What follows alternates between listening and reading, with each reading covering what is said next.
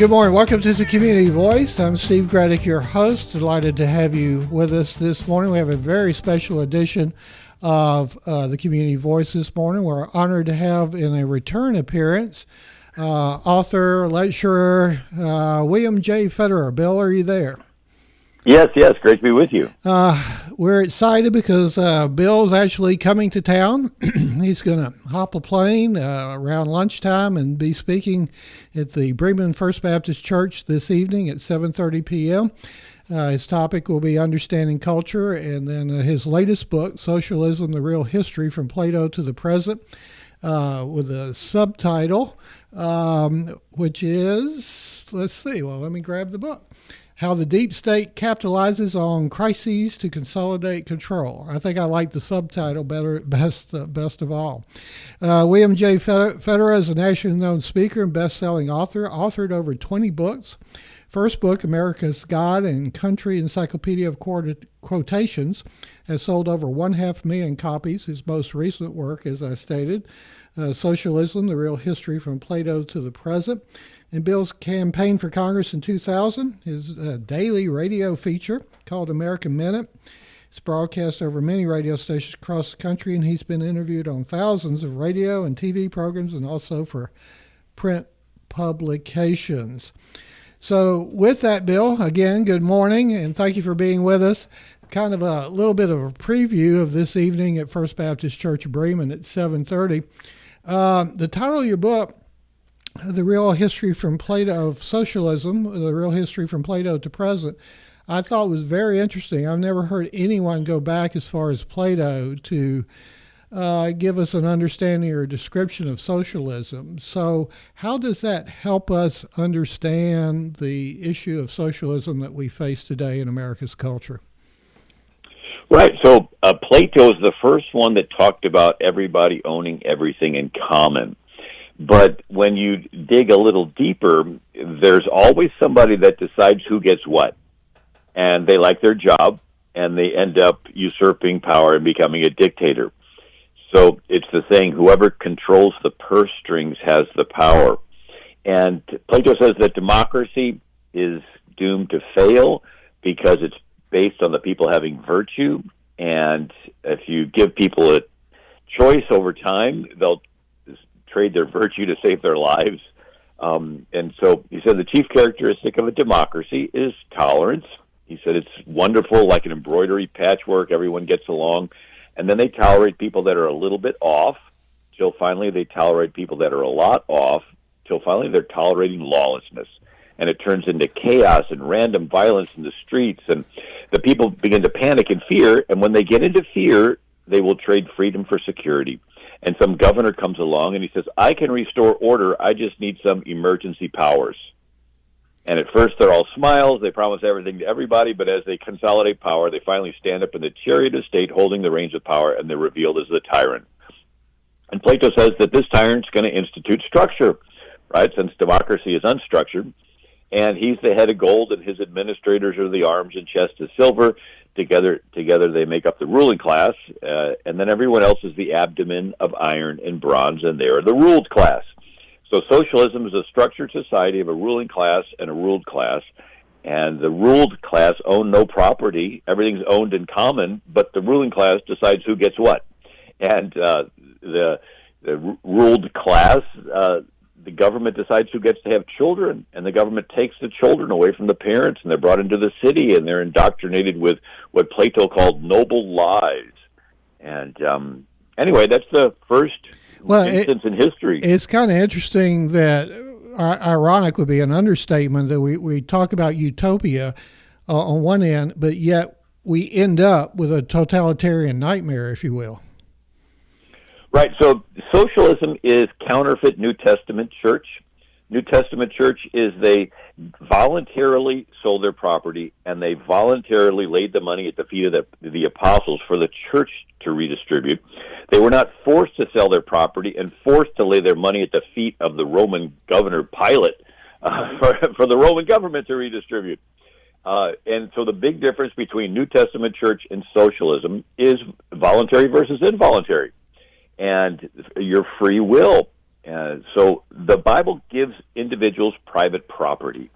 They go into the promised land, every family permanently gets private property. If you own property, you can be moved upon to give away some of your property. That is called charity. And the Bible's filled full of all these encouragements for people to voluntarily be charitable. Karl Marx says socialism can be summed up in one sentence: abolition of private property. So if you don't own any property, how can you be charitable? How can you give away something you don't have? Are you going to steal from somebody else? Now you're a thief? Right? Let's go. You mentioned New Testament church, but let's also take just a second and focus on ancient Israel. That also has a tremendous impact as we try to understand socialism from the beginning till today. Does it not? Yes. So the early church drew from the verses in the Old Testament where, for example, you leave the gleanings of your field for the poor people to pick through, like Ruth, right? Mm-hmm. But it was voluntary. There was no police coming by saying, we're going to confiscate this corner of your field. No, it's you voluntarily being moved upon to leave that. And then, be nice to the stranger because you were once a stranger in Egypt, so it's an appeal to your heart.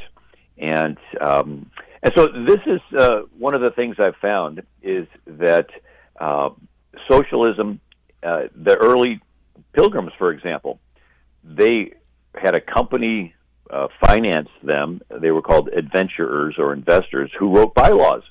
And these bylaws drew from Plato and also Sir Thomas More's Utopia, and everything was owned in common. Everything gained by cooking, hunting, fishing, trading shall go into ye common stock, and everyone's livelihood shall come out of ye common stock. And nobody wanted to work. It says the young man objected to having to do twice as much work as the old guy, but got paid the same. The old guy considered it a dishonor to be ranked in labor with the younger and humbler ones, and the women objected to having to wash other men's clothes. And nobody wanted to go plant, and they went through a couple winters where they almost starved to death. And so William Bradford said we had to come up with a better way. So after much discussion, it was decided that every family should get their own plot of land. This made all hands more industrious. The women now went willingly into the field and took their little ones with them to plant corn, while before they would allege weakness, and to have forced them would have been great oppression. And so it's this idea that the Pilgrims tried socialism. They tried everything owned in common, and nobody was motivated to do anything. But once they got their own private property, they were motivated, and then they had an abundance, and then they could be charitable with the abundance and give to meet the needs. I think it's amazing that both Plymouth Colony and Jamestown both tried socialism in the beginnings of America. And they found out, which we often hear today, well, socialism doesn't work. And it didn't work for them then, and it's not going to work for us now. But like you said, it was their investors that really moved them in that direction more so than their own personal desires. Yeah, it always sounds good on paper, but when you actually try to implement it, there's always somebody in the position that decides who gets what, and they like their position, and the temptation is for them to be discretionary and give their family and their close friends a little bit extra. And then those that want to point out their favoritism, they're going to want to shut them up. And so it ends up where, again, whoever controls the purse strings has the power. Whoever dictates who lives in the nice house and who lives in the dumpy house ends up becoming the dictator. And so I go through history and I show the different attempts at this. They always fail. One classic is the French Revolution. Yeah, we're going to have to take a break, and I appreciate you bringing up the French Revolution because I think it never gets the attention it warrants. But we're going to take a quick break. We're going to try to go through as much of this as we can when we return with our guest this morning, William J. Federer. Health is a journey. It's making better choices, even when it's not easy. It's taking care of yourself and the people you love. At Tanner Health System, we're there for you with every step, with primary care, heart care, cancer care, women's care, orthopedics, surgical services, and so much more. We're dedicated to helping you live and feel your best. So let's get on that journey to health. you've got places to be for many years to come. Find us at tanner.org. At Oak Mountain Academy, our academic excellence shines through innovation and a personalized educational experience. Our pre-K 3 through 12th grade environment offers a family-oriented atmosphere. We are an independent school with faith-based values and an Academy Honor Code. Our academic standards prepare our students for college and beyond. I'm Patrick Duran, headmaster, inviting you to visit us on the mountain or at oakmountain.us. Come see how our warriors are creating legacies. Good morning. Welcome back to the Community Voice. We're pleased to have via phone this morning, although he's coming to town this evening, William J. Federer, author of Socialism, the Real History from Plato to the Present. He'll be speaking this evening at the First Baptist Church of Bremen at 7:30. The title will be Understanding Culture as he goes through that and a little bit focus on his book. Well, we mentioned the Pilgrims, the Plymouth Colony, and I mentioned Jamestown. But from there, it seems like we moved away from a covenant form of government more toward, I believe, deism, and then bring us from that up to the French Revolution when we're basically talking about there is no God. Yeah, so you had the Pilgrims, a covenant form of government, and that's where you individually get rights and blessings from God, and then you are moved upon to voluntarily care for your neighbor because you're accountable to God. Whatever you do to the least of these, my brethren, you've done it to me. Well, a century after the Pilgrims, you have the Age of Enlightenment, and that's where you got Sir Isaac Newton discovering laws of gravity, laws of planetary motion, Kepler, Copernicus, laws of pressure, Robert Boyle, and so some theologians said, well, gee, maybe God made everything with laws, and like a guy winds up a clock and sets it on a shelf, everything's just following these gears and rules, and if God is there, he's distant, he's far removed, he's not involved. And so the Age of Enlightenment comes up with this, yes, it's a covenant form of government, but it's with a distant God. Well, a century after that, in Age of Enlightenment, you have the French Revolution. And that's a covenant turns into social contract with no God. And it's just you get your rights from the group, you're accountable to the group. And then the next century, that turned into Marxism and socialism, where the state is God. And that's the dilemma. Now, the French Revolution's motto was liberty, equality, fraternity. Fraternity was their word for socialism. The fraternity, the group, the collective, the mob, the social contract. Equality has two meanings. Equal treatment before the law is the way it was in America. But in France, equality was everyone having an equal amount of stuff. And if the fraternité, the group, the collective, thinks you have too much stuff, it can use the power of the state to take away your stuff and even kill you, right? So liberty is experienced individually, and fraternity is collective. And what they say is that the rights of the collective always overpower and outweigh the rights of the individual. And the quality of stuff, it translates somewhat in today's use of the term equity, too.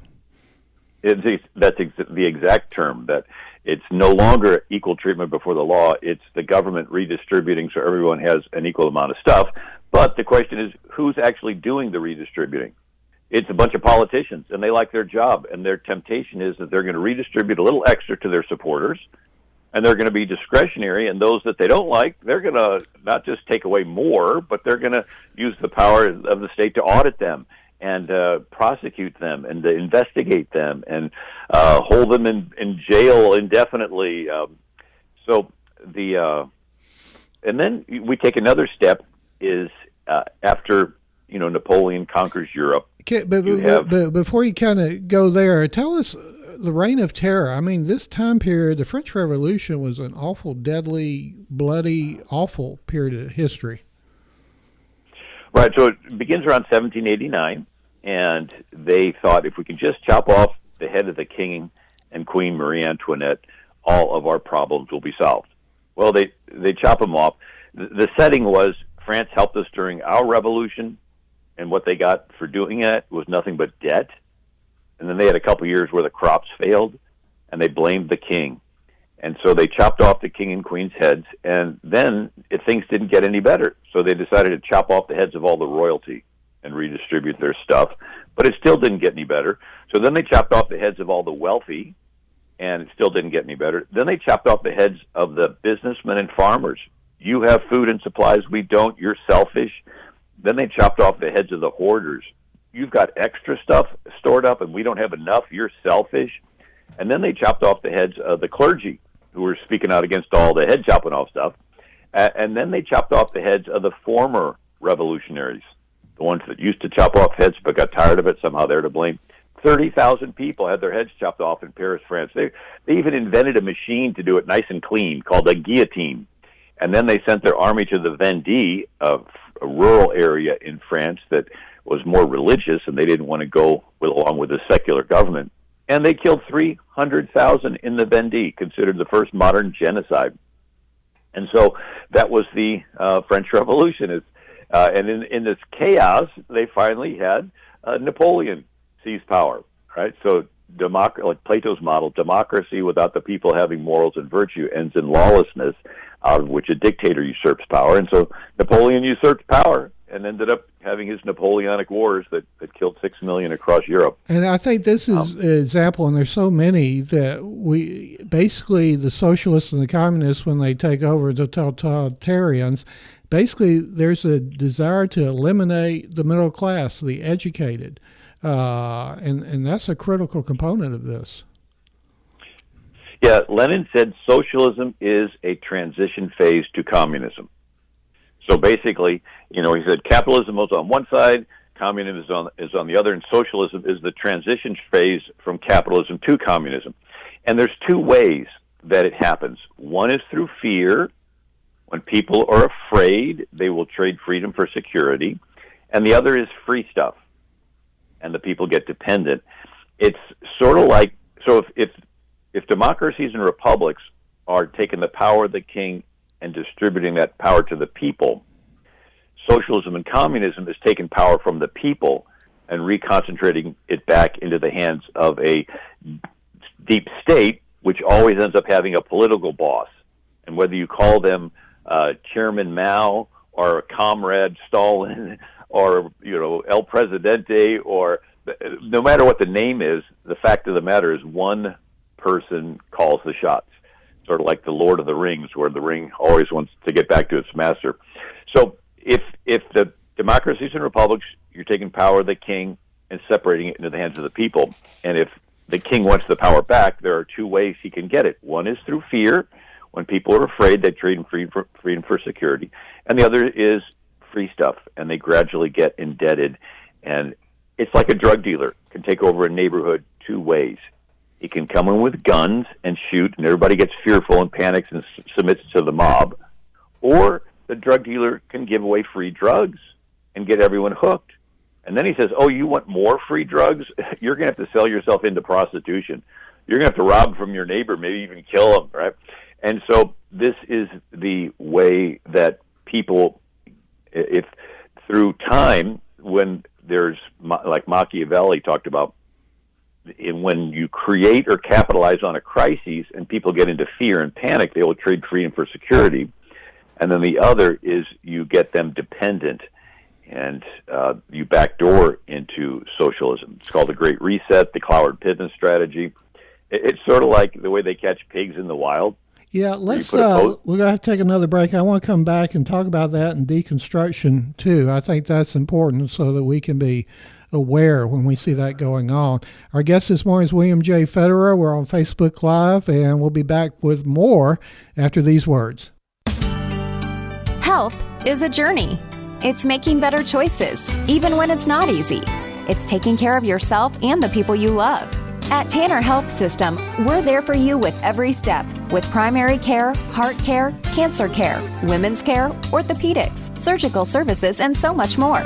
We're dedicated to helping you live and feel your best. So let's get on that journey to health. You've got places to be for many years to come. Find us at tanner.org. As a graduate of Oak Mountain Academy, I've found that my experience on the mountain prepared me beyond all expectations. As a junior at Auburn University, I approached my studies with great confidence thanks to what I learned at OMA. When I think back on my time on the mountain, I think of my teachers. Their genuine love and concern for me as a student was always evident, and now, as an adult, I still foster those relationships. I'm Carly Robinson, an Oak Mountain Academy alum. Visit oakmountain.us to see how you can offer your child an amazing opportunity to be a warrior.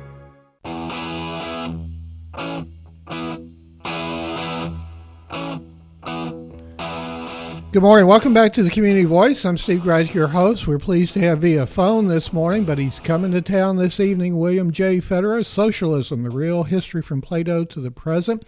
He can be found at AmericanMinute.com. AmericanMinute.com is his website. He'll be speaking this evening at First Baptist Church of Bremen at 7:30 p.m. Everyone's invited. Understanding culture will be kind of the main theme. Tell us about, in all of this discussion going from utopia to totalitarianism, from the Marxism, French Revolution, et cetera, a lot of times, yes, this is done with guns and weapons, but there is a method to the madness, if you will, of deconstruction, where they go in and undermine a culture, a society from within. And it seems to be almost a standard operating practice. Right, and we're witnessing it right now today, but it's where you go into a country and you want to separate them from their past, so you say negative things about it, and then you get them to emotionally detach, and then they're open-minded, and then you give them a pitch for what your future is. And it's a sales technique. So if I was a toothpaste salesman, the first thing I do is tell you negative things about the toothpaste you're currently using. You're still brushing with that stuff. Haven't you read the article that it'll eat the enamel off your teeth? You're like, ooh, you're repulsed by it. Now I have you in a neutral. You're open-minded. What are all the toothpastes out there? Then I give you my pitch for this brand new tartar-controlled breath freshener toothpaste. So that's what they do. They go into the classrooms and they tell the kids negative things about the founding fathers. They took land from the Indians. They sold people into slavery. They were chauvinists. Forget the fact that they gave you a country where you get to be in charge of your life. Forget that. And so these kids are repulsed by the founders, and then you get them into a neutral. They're open-minded. What are all the belief systems out there? And then you give them your pitch for LGBT or socialism or Sharia Islam or whatever. And this is what France went through in Europe. Went from a Judeo-Christian Europe with 1,000 years of Catholic cathedrals, Protestant Reformation, and Jewish neighborhoods, to a secular Europe with the French Revolution. Free sex, anything goes, we're cutting ties with the past. And now it's turning into a socialist and an Islamic Europe, with Muhammad being the number one name for newborns. But it's not just Christian. When Islam conquers countries, when Caliph Umar conquered Syria and Jerusalem, when the different sultans conquered into Europe, what would they do? They would destroy the history, the artwork, the museums, the libraries. They'd change the name of the streets. They'd pull down the statues, and then they'd rename everything Arabic. And they did the same thing in China. The 3rd century BC was the warring states period, half a dozen kingdoms fighting. One wins with Qin Shi Huangdi as the leader, and he's considered the first one to unify China. And he was doing things differently than they had been done before, and he got tired of being criticized and compared to how things were done before. So he decided to destroy all records of how things were done before. And he burnt tens of thousands of these bamboo annal books and tore down statues and so forth. And this was modeled by Mao Zedong in the 1960s in China. It's called the Cultural Revolution, where he destroyed the oldest Buddhist temple in China, and he destroyed the Great Gates of Beijing, and he burnt books and all kinds of artwork. And why? He wanted to separate the country from their past, get them into a neutral where they don't remember where they came from, and then brainwash all these young people into the People's Republic of China. And Pol Pot did the same thing in Cambodia. He made 1975 the new year one, said anything prior to that was irrelevant, and he killed anybody that wore glasses. He said if you wore glasses, you could read. If you read, you knew the history. He killed a third of his country in the killing fields of Cambodia.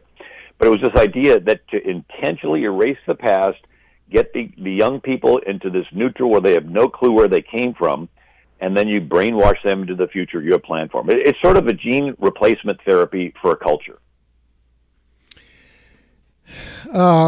Well, of course, we're seeing indications of that in our own society today. And I think the more we understand the history, the more we can recognize what's going on today, whether it's a removal of history or the changing of our conversation, even, or certainly our traditions. And we can talk about all that in another program. But when you're going to speak tonight at Bremen First Baptist, there is a positive outcome, or can be, if you will, if God so chooses, to this kind of overtaking. I think it's been remarked several times that communism has led to the death of either actively or passively of over 100 million people. Yeah. And the flip side is it's in times of crises that people turn to Christ. So the same crises that they're using to get people to panic and trade their freedom for security, I believe that same crisis is going to cause a lot of people to get serious about their faith and rise up and be able to, what the proverb says, a good man leaves an inheritance to his children's children. And, I look through history, and what are the stories we like the best? It's where God's people are in hopeless situations, and he raises up a little nobody, a Moses, an 80-year-old guy, against the most powerful military leader on the planet, the Pharaoh, raises up a teenager, David, against Goliath. And then there's Gideon. 100,000 Midianites are invading Israel. He gets 30,000 Israelites, and God says, tell everyone that's scared to go home. Now he's only got 10,000. Still too many. Go drink from a creek. Whittles it down to 300. And then God rolls up his sleeves and says, watch this. In other words, God seems to like when it looks hopeless. And then he likes raising up little nobodies with faith and courage to do big things. And so this is just our turn. And that's what some of the stuff I'm going to be talking about tonight. Well, we invite everyone to come out. First Baptist Church of Bremen, Georgia, 7:30 p.m. This has just been a little preview. Bill will go in much more depth about these topics. And again, this is the first time I've had or heard of anyone tracing history of socialism back to Plato, and I think that gives us a much deeper and greater understanding. Again, his website is AmericanMinute.com. He's authored over 20 books, and we look forward to seeing you this evening, Bill. Hope you have a great flight coming into town. And that's First Baptist Church of Bremen this evening at 7:30 p.m. Our guest this morning, William J. Federer, and thank you, sir, for being with us. Thank you, Steve, and excited about being there.